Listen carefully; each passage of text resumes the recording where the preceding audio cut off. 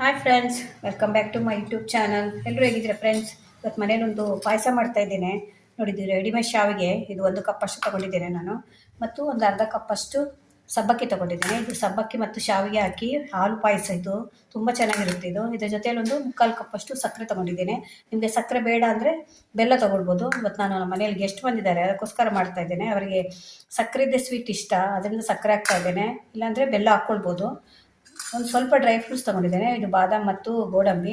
ಇದೊಂದು ಸ್ವಲ್ಪ ಒಣ ದ್ರಾಕ್ಷಿ. ನಿಮ್ಮ ಹತ್ರ ಪಿಸ್ತಾ ಎಲ್ಲ ಇದ್ದರೆ, ಏನು ಡ್ರೈ ಫ್ರೂಟ್ಸ್ ಇದ್ದರೆ ಹಾಕ್ಕೊಳ್ಬೋದು. ಇದಕ್ಕೊಂದು ಅರ್ಧ ಲೀಟ್ರಷ್ಟು ಹಾಲು ಬೇಕಾಗುತ್ತೆ. ಇದು ಹಾಲು ಪಾಯಸ ಆದ್ದರಿಂದ ಮೇಯ್ನ್ ಇದಕ್ಕೆ ಹಾಲಿದು. ಇದು ತುಂಬ ಚೆನ್ನಾಗಿರುತ್ತೆ ಫ್ರೆಂಡ್ಸ್ ಈ ಸ್ವೀಟು. ಅದಕ್ಕೆ ನಾನು ಈ ಸಬ್ಬಕ್ಕಿ ಇದೆಯಲ್ಲ, ಇದನ್ನು ಒಂದು ಸ್ವಲ್ಪ ನೆನೆಸ್ಕೊಳ್ತೇನೆ. ಒಂದು 10ರಿಂದ 15 ನಿಮಿಷದವರೆಗೆ ನೆನೆಸ್ಕೊಳ್ಬೇಕಿದು. ಅಷ್ಟು ನೆನೆಸ್ಕೊಂಡ್ರೆ ಸಾಕಾಗುತ್ತೆ ಇದು. ಇವಾಗ ಒಂದು ಸ್ವಲ್ಪ ಇದು ನೆನೆಯಲಿ, ಆಮೇಲೆ ಮತ್ತೆ ನಾನು ಮಾಡುವಾಗ ನಿಮಗೆ ತೋರಿಸ್ತೇನೆ. ಪಾಯಸ ಮಾಡಲಿಕ್ಕೆ ನಾನು ಪ್ಯಾನ್ ಇಟ್ಟು 1 ಸ್ಪೂನಷ್ಟು ತುಪ್ಪ ಹಾಕಿದ್ದೇನೆ.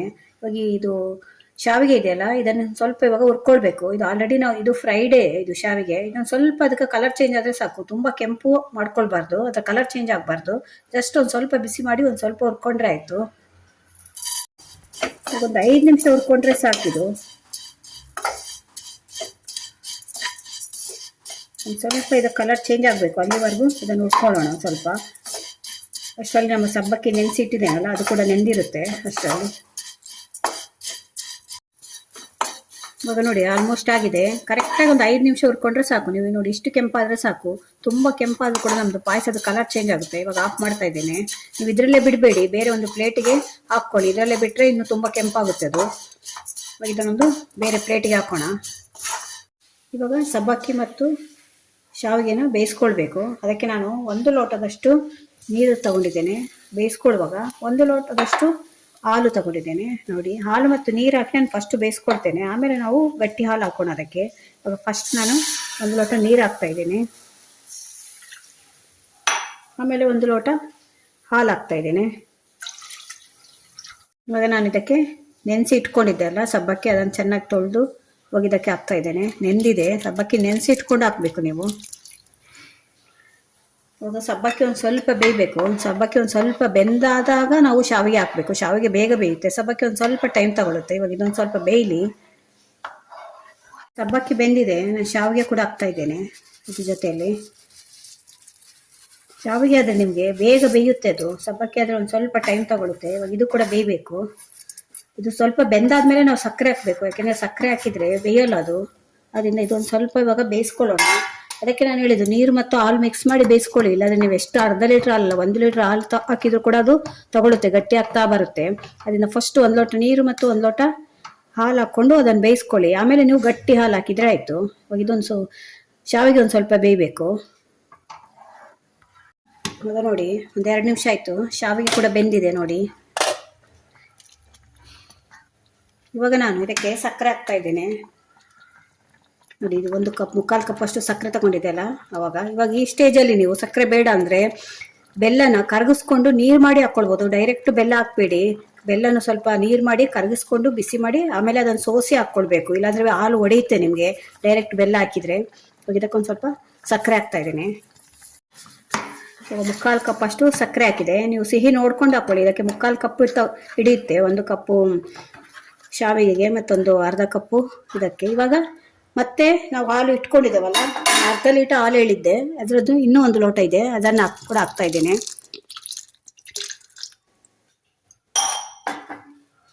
ಹಾಕಿ ಒಂದ್ಸಲ ಚೆನ್ನಾಗಿ ಮಿಕ್ಸ್ ಮಾಡಿ. ಹೇಗೆ ಕಾಣ್ತಿದೆ ನೋಡಿ. ಇವಾಗ ಇದೊಂದು ಸ್ವಲ್ಪ ಇವಾಗ ಕುದಿ ಬರಬೇಕು. ಇವಾಗ ನಾನು ಅದು ಕುದಿಲಿಕ್ಕೆ ಇಟ್ಟಿದ್ದೇನೆ, ಅದು ಸ್ವಲ್ಪ ಚೆನ್ನಾಗಿ ಕುದಿಬೇಕು. ಅಷ್ಟರಲ್ಲಿ ನಾನೊಂದು ಸ್ವಲ್ಪ ಇದನ್ನು ಡ್ರೈ ಫ್ರೂಟ್ಸನ್ನು ಫ್ರೈ ಮಾಡ್ಕೊಳ್ತೇನೆ. ಇದು ಫಸ್ಟಿಗೆ ನಾನು ಗೋಡಂಬಿ ಮತ್ತು ಬಾದಾಮಿ ಕಟ್ ಮಾಡಿ ಇಟ್ಕೊಂಡಿದ್ದೆಲ್ಲ ಅದನ್ನು ಹಾಕ್ತೇನೆ. ಇದೊಂದು ಸ್ವಲ್ಪ ಫ್ರೈ ಆಗಬೇಕು. ನೀವು ದ್ರಾಕ್ಷಿ ಇದರೊಟ್ಟಿಗೆ ಹಾಕಿದರೆ ಅದು ದಪ್ಪ ದಪ್ಪ ಆಗುತ್ತೆ. ಅದರಿಂದ ಆಫ್ ಮಾಡುವಾಗ ದ್ರಾಕ್ಷಿ ಹಾಕಿದರೆ ಸಾಕು. ಇದೊಂದು ಸ್ವಲ್ಪ ಕಲರ್ ಚೇಂಜ್ ಆಗಬೇಕು. ಕಲರ್ ಚೇಂಜ್ ಆಗುವವರೆಗೂ ಇದನ್ನೊಂದು ಸ್ವಲ್ಪ ಫ್ರೈ ಮಾಡ್ಕೊಳ್ಬೇಕು. ನಾನು ಫ್ರೈ ಮಾಡಿ ಇಟ್ಕೊಂಡ್ರೆ ಆಮೇಲೆ ನಮ್ಮದು ಪಾಯಸ ರೆಡಿ ಆಗಿದ ಕೂಡಲೇ ಅದಕ್ಕೆ ಹಾಕ್ಬೋದು. ಲಾಸ್ಟಲ್ಲಿ ಇದು ಮತ್ತು ಏಲಕ್ಕಿ ಹಾಕಿದರೆ ಆಗುತ್ತೆ. ಇವತ್ತು ಚೆನ್ನಾಗಿ ಕುದಿ ಬರಬೇಕು ಅದು. ಇವಾಗ ನೋಡಿ ನಾನು ದ್ರಾಕ್ಷಿ ಹಾಕ್ತಾ ಇದ್ದೇನೆ.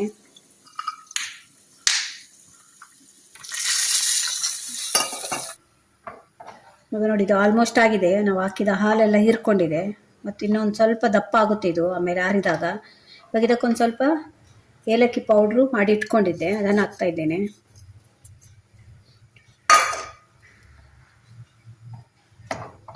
ಇದೊಂದು ಸ್ವಲ್ಪ ಕುದಿ ಬರಬೇಕು. ಏಲಕ್ಕಿ ಪೌಡ್ರ್ ಹಾಕಿದ ಮೇಲೆ ಲಾಸ್ಟಲ್ಲಿ ಕುದಿ ಬಂದಮೇಲೆ ನಾವು ಡ್ರೈ ಫ್ರೂಟ್ಸ್ ಹಾಕಿದರೆ ನಮ್ಮದು ಪಾಯಸ ರೆಡಿ. ಶಾವಿಗೆ ಮತ್ತು ಸಬ್ಬಕ್ಕಿ ಪಾಯಸ ರೆಡಿ.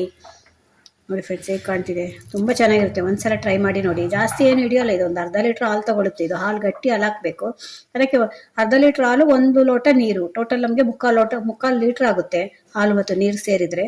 ರುಚಿಯಾದ ಶಾವಿಗೆ ಮತ್ತು ಸಬ್ಬಕ್ಕಿ ಪಾಯಸ ರೆಡಿ ಆಗುತ್ತೆ. ಅಷ್ಟಿದ್ರೆ ಈಸಿಯಾಗಿ ಮಾಡ್ಕೊಳ್ಬೋದು. ನೀವು ಹಬ್ಬ ಎಲ್ಲ ಏನು ಬರುತ್ತಲ್ಲ, ಇನ್ನು ಶ್ರಾವಣ ಮಾಸ ಬರುತ್ತೆ, ನವರಾತ್ರಿ ಬರುತ್ತೆ, ಆ ಟೈಮಲ್ಲೆಲ್ಲ ದೇವರಿಗೆ ಸಮರ್ಪಣೆ ಇಡ್ಲಿಕ್ಕೆ ಕೂಡ ಮಾಡ್ಕೊಳ್ಬೋದು. ಇದು ಅಷ್ಟು ಚೆನ್ನಾಗಿರುತ್ತೆ. ಇದು ಒಂದ್ಸಲ ಟ್ರೈ ಮಾಡಿ. ಇವಾಗ ಒಂದೊಂದು ಸ್ವಲ್ಪ 2 ನಿಮಿಷ ಇದು ಕುದಿ ಬಂದರೆ ಸಾಕು.